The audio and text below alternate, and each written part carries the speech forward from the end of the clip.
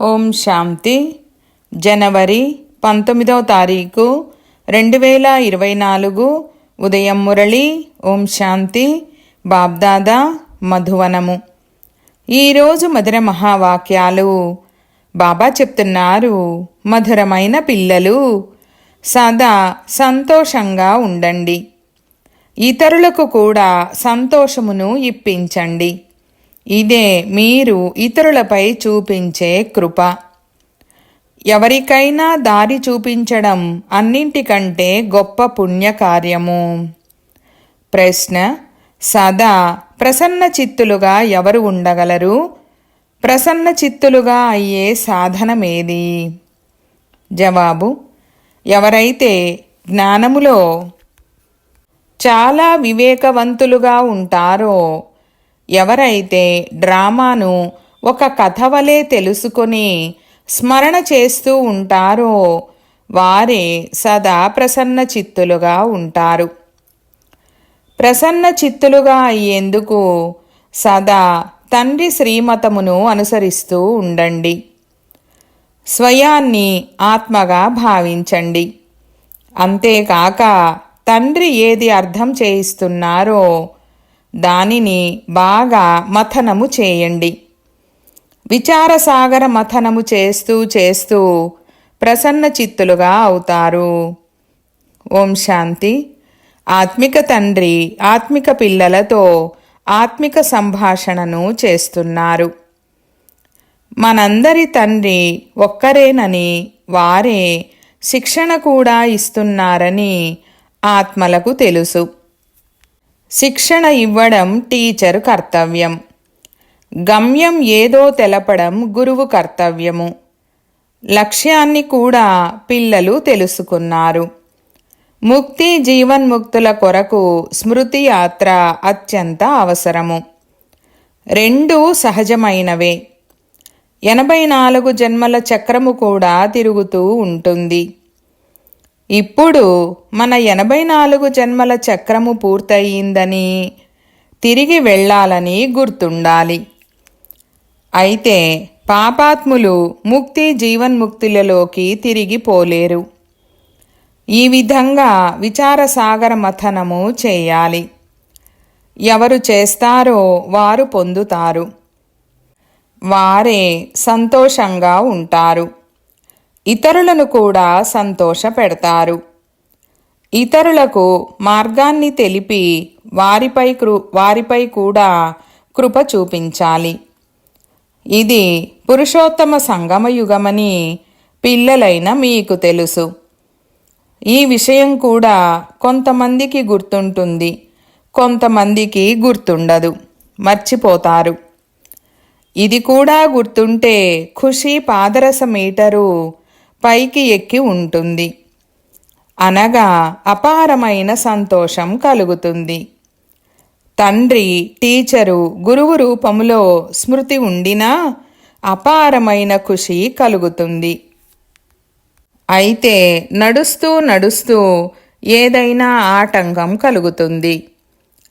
ఎలాగైతే పర్వతాలపైకి ఎక్కుతూ దిగుతూ వెళ్ళాలో అలా పిల్లల స్థితి కూడా హెచ్చుతగ్గులవుతూ ఉంటుంది. కొంతమంది చాలా పైకి ఎక్కిపోతారు. ఒకవేళ కింద పడితే పూర్వము కంటే ఇంకా కిందకు పడిపోతారు. వారు సంపాదించినదంతా ఖర్చయిపోతుంది. దానపుణ్యాలను ఎంతగానో చేస్తారు.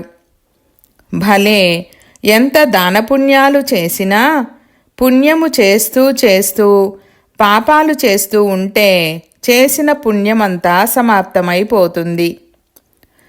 అన్నిటికంటే గొప్ప పుణ్యము తండ్రిని స్మృతి చేయడం.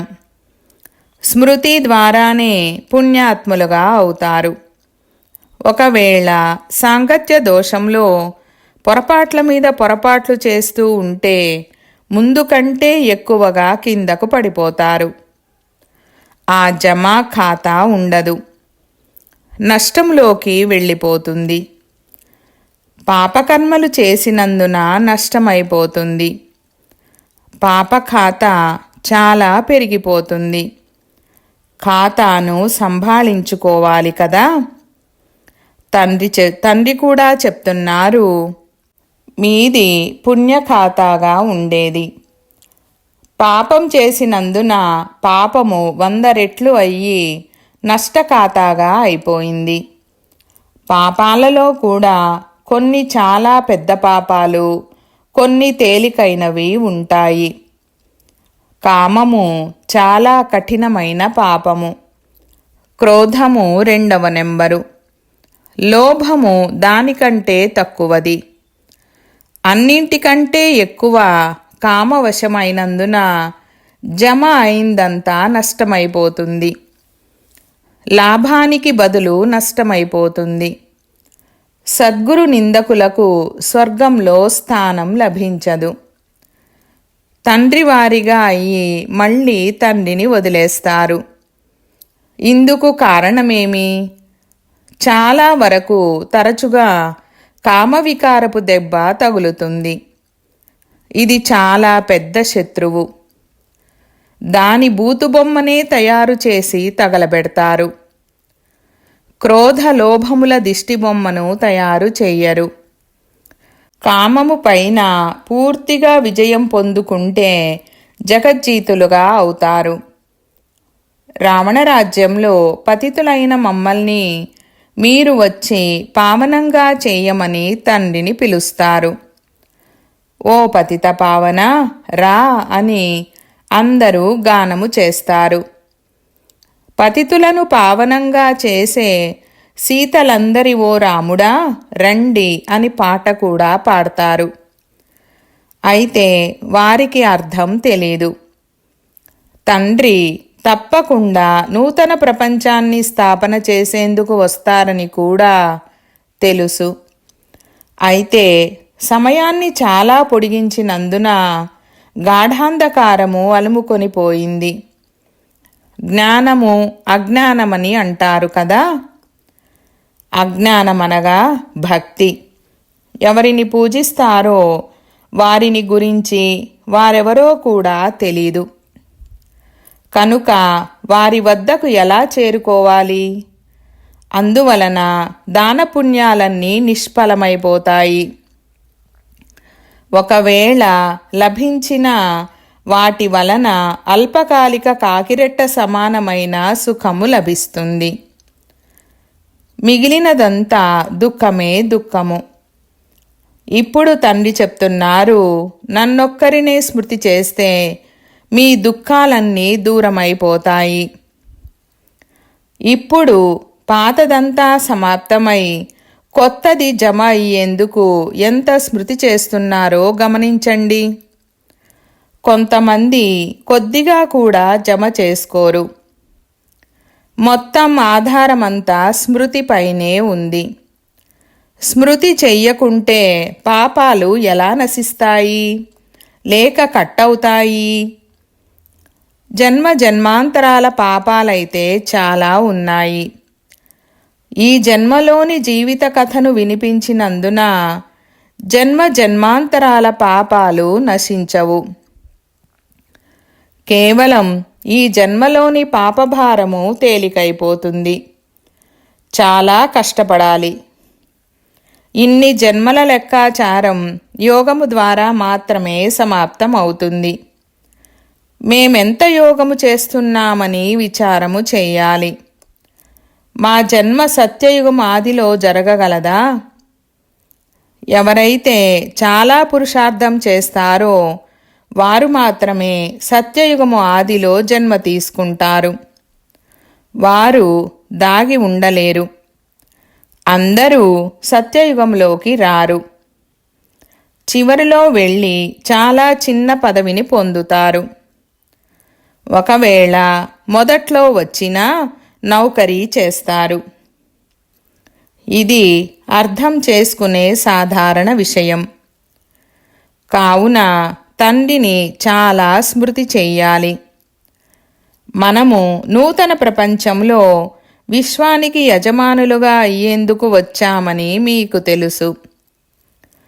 ఎవరు స్మృతి చేస్తారో వారికి తప్పకుండా సంతోషం ఉంటుంది. ఒకవేళ రాజుగా అవ్వాలనుకుంటే ప్రజలను తయారు చేసుకోవలసి వస్తుంది. లేకుంటే రాజులుగా తయారవుతారని ఎలా అర్థం చేసుకుంటారు? ఎవరైతే సేవా కేంద్రాలు తెరుస్తారో, సేవ చేస్తారో వారికి కూడా సంపాదన జరుగుతుంది. వారికి కూడా చాలా లాభం, ఫలితం లభిస్తుంది. కొంతమంది 3-4 సెంటర్లు కూడా తెరుస్తారు కదా. ఏమేం చేస్తారో దాని భాగము తప్పకుండా వస్తుంది కదా. అందరూ కలిసి మాయ కలిగించే దుఃఖమనే పైకప్పును ఎత్తివేసేందుకు పూనుకుంటే అందులో అందరూ భుజమునిస్తారు. కావున అందరికీ ఫలితం లభిస్తుంది. ఎవరైతే చాలామందికి మార్గాన్ని తెలుపుతారో, ఎంత శ్రమ చేస్తారో అంత ఉన్నత పదవిని పొందుతారు. వారు చాలా సంతోషంగా ఉంటారు. ఎంతమందికి దారి చూపించారో వారి హృదయాలకు తెలుసు. ఎంతమందిని ఉద్ధరించారో కూడా వారికి తెలుసు. ఈ మంచి పనులన్నీ చేసే సమయము ఇదే. తినేందుకు అన్నము, తాగేందుకు నీరు అందరికీ తప్పకుండా లభిస్తాయి. కొంతమంది ఏ పని చెయ్యరు. మమ్మ ఎంతో ఎక్కువ సేవ చేసింది. సేవ ద్వారా ఆమెకు చాలా కళ్యాణము జరిగింది. ఇందులో కూడా సేవ చాలా చెయ్యాలి. యోగము కూడా సేవే కదా. చాలా లోతైన ఆదేశాలు లభిస్తూ ఉంటాయి. ఇప్పుడు పోను పోను ఏవేవో కొత్త పాయింట్లు వెలువడతాయి. రోజురోజుకు ఉన్నతి అవుతూ ఉంటుంది. కొత్త కొత్త పాయింట్లు వెలువడతాయి. ఎవరు సేవలో తత్పరులై ఉంటారో వారు వెంటనే ఆ నూతన పాయింట్లను క్యాచ్ చేస్తారు. ఎవరు సేవ చెయ్యరో వారి బుద్ధిలో కొంచెం కూడా కూర్చోదు. బిందు రూపాన్ని ఎలా అర్థం చేసుకోవాలి? ఆత్మ ఎంత పెద్దది అని ఎవరినైనా అడగండి. ఆత్మ యొక్క దేశకాలాలు తెలుపమంటే ఎప్పటికీ తెలుపలేరు. మనుషులు పరమాత్ముని నామరూప దేశకాలాలను గురించి అడుగుతారు. మీరు ఆత్మను గురించిన వివరము అడిగితే తికమక పడతారు. ఈ విషయాలు ఎవ్వరికీ తెలియవు. ఆత్మ ఇంత చిన్న బిందువని, అందులో మొత్తం పాత్ర అంతా నిండి ఉందని ఎవ్వరికీ తెలీదు. ఇక్కడ కూడా ఆత్మ పరమాత్మలను గురించి తెలియని వారు చాలామంది ఉన్నారు.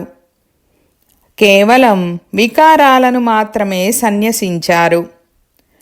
ఇది కూడా అద్భుతమే. సన్యాసుల ధర్మము వేరు.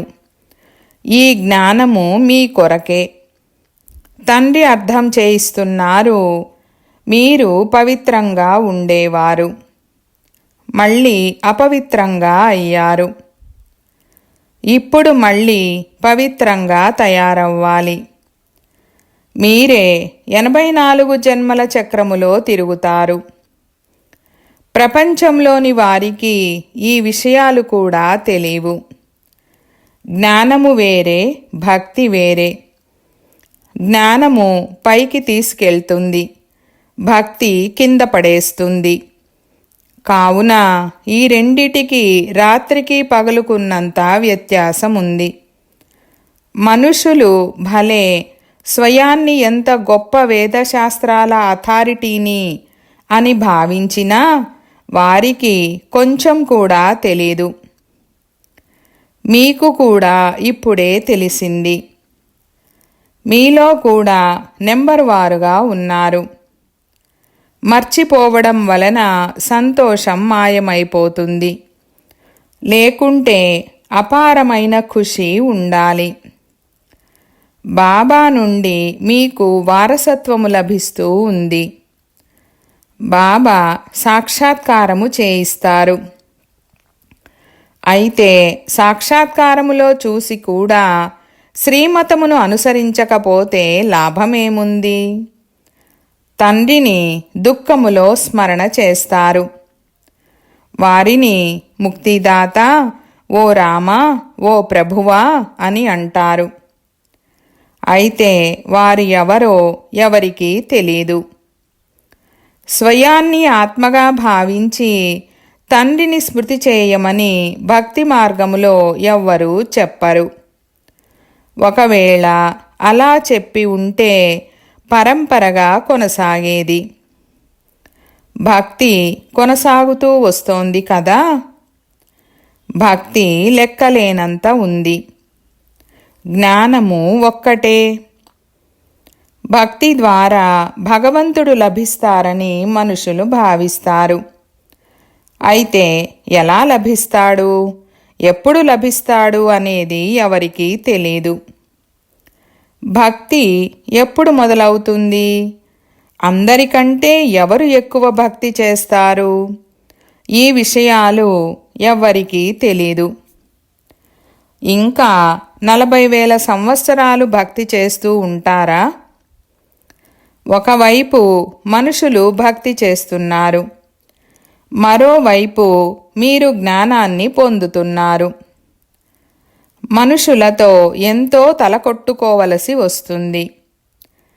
ఇన్ని ప్రదర్శనీలు జరుపుతూ ఉన్నారు. అయినా కోట్లలో ఏ ఒక్కరో వస్తారు. మీ సమానంగా తయారు చేసి ఎంతమందిని తీసుకువస్తారు? సత్యసత్యమైన బ్రాహ్మణులు ఎంతమంది ఉన్నారో ఈ లెక్క ఇప్పుడు తేలదు. చాలామంది అసత్యమైన పిల్లలు కూడా ఉన్నారు. బ్రాహ్మణులు కథను వినిపిస్తారు. బాబా గీతా కథను వినిపిస్తారు. మీరు కూడా బాబా ఎలా వినిపించేవారో అలా వినిపిస్తారు. యథా బాబా తథా బచ్చే. పిల్లల కర్తవ్యం కూడా సత్యసత్యమైన గీతను వినిపించడం. శాస్త్రాలైతే అందరికీ ఉన్నాయి. వాస్తవానికి శాస్త్రాలు మొదలైనవి ఏవైతే ఉన్నాయో అవన్నీ భక్తి మార్గానికి చెందినవి. జ్ఞాన పుస్తకం ఒక్క గీత మాత్రమే. గీతయే తల్లి తండ్రి. తండ్రే వచ్చి సర్వులకు సద్గతినిస్తారు. అయితే మనుషులు ఇటువంటి తండ్రినే గ్లాని చేస్తారు. శివబాబా జయంతి వజ్రతుల్యమైనది. అత్యంత ఉన్నతమైన భగవంతుడే సద్గతి దాత. వారికి తప్ప ఈ మహిమ ఇతరులకు ఎలా ఉంటుంది? దేవతలను మహిమ చేస్తారు, కానీ దేవతలుగా తయారు చేయువారు ఒక్క తండ్రి మాత్రమే. మన నిర్మాణం కూడా జరుగుతుంది, వినాశనం కూడా జరుగుతుంది. కొంచెం కూడా అర్థం చేయించలేని వారు చాలామంది ఉన్నారు. అటువంటి వారు స్థూల పనులను చేయండి. మిలిటరీ వారిలో అందరూ పనిచేయువారుగానే ఉంటారు. చదువుకున్న వారి ముందు చదువుకోని వారు బరువులు మోయవలసి వస్తుందని కూడా అంటారు. మమ్మా బాబాలు ఏ విధంగా చేస్తున్నారో వారిని చూసి నేర్చుకోండి. అనన్యమైన పిల్లలు ఎవరో మీరు కూడా అర్థం చేసుకోగలరు. బాబాను అడిగితే ఫలానా వారిని అనుసరించమని పేరు కూడా చెప్తారు. ఎవరైతే సేవాదారులుగా లేరో వారు ఇతరులకేం నేర్పిస్తారు?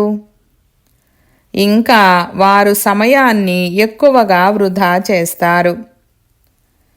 బాబా అర్థం చేయిస్తున్నారు, మీరు స్వయాన్ని ఉన్నతి చేసుకోవాలంటే ఇక్కడ మధువనములో చేసుకోగలరు. మనము 84 జన్మలను ఎలా తీసుకున్నామో తెలుసుకునేందుకు చిత్రాలున్నాయి. ఇవన్నీ అర్థం చేసుకొని ఉంటే ఇతరులకు తెలిపించండి. ఎంత సహజం, ఇలా తయారు కావాలి. నిన్నటి వరకు వీరిని పూజిస్తూ ఉండేవారము. ఈరోజు అలా లేము. ఎందుకంటే జ్ఞానము లభించింది. ఈ విధంగా చాలామంది వచ్చి జ్ఞానము తీసుకుంటారు.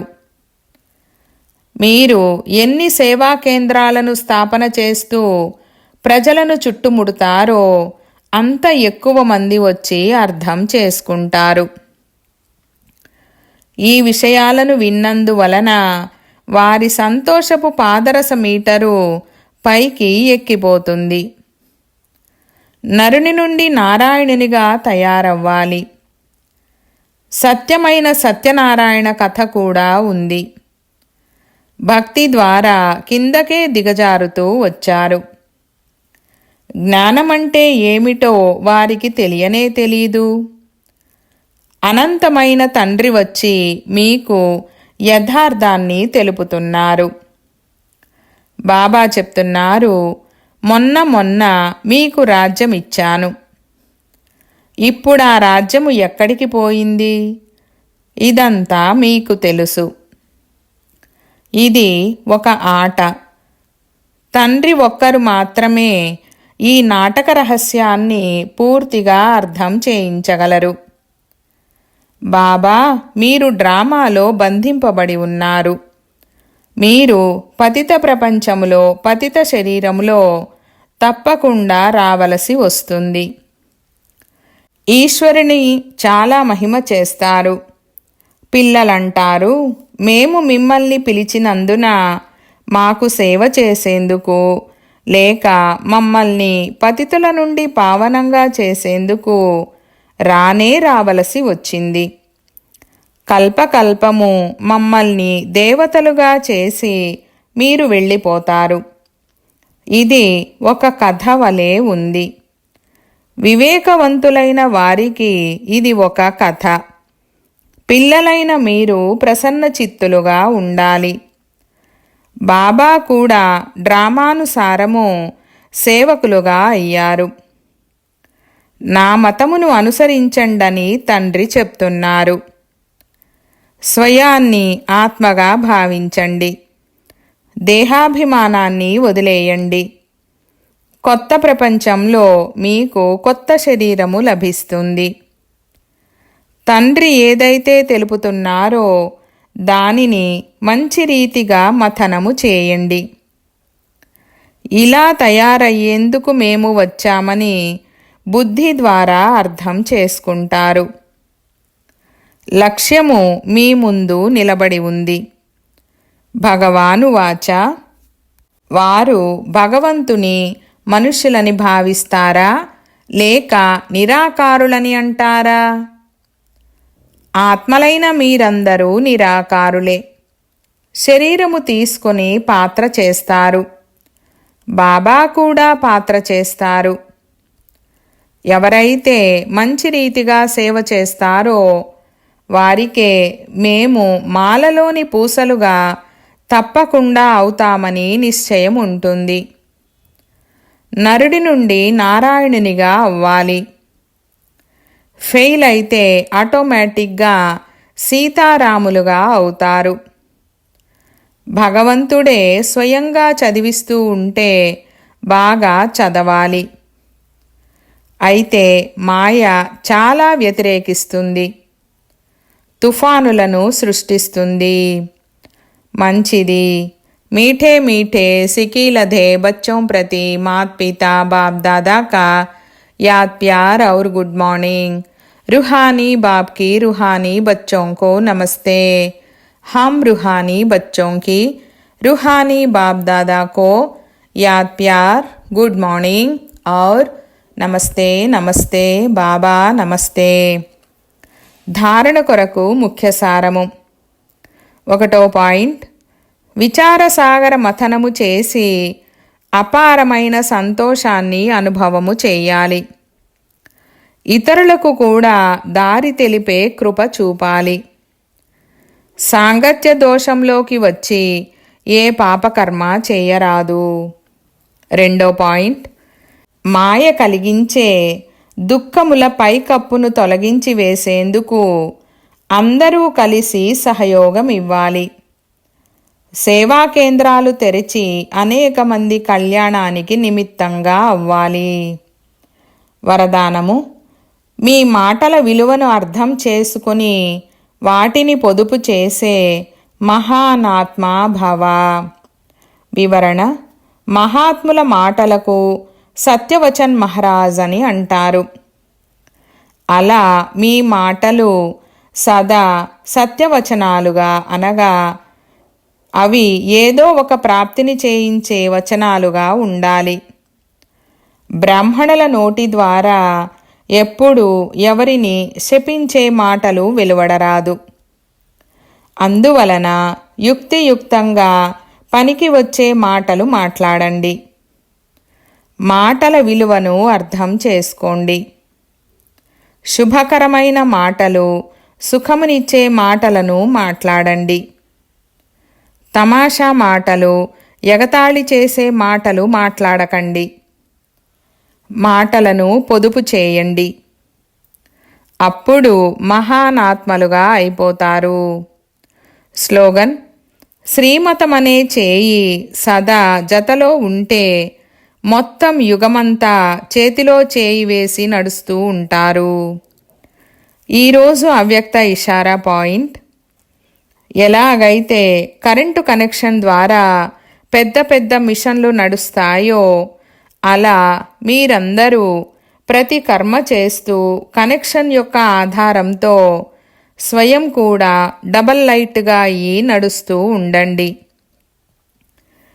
ఎక్కడైతే డబల్ లైట్ స్థితి ఉంటుందో అక్కడ శ్రమ మరియు కష్టం అనే శబ్దాలు సమాప్తమైపోతాయి.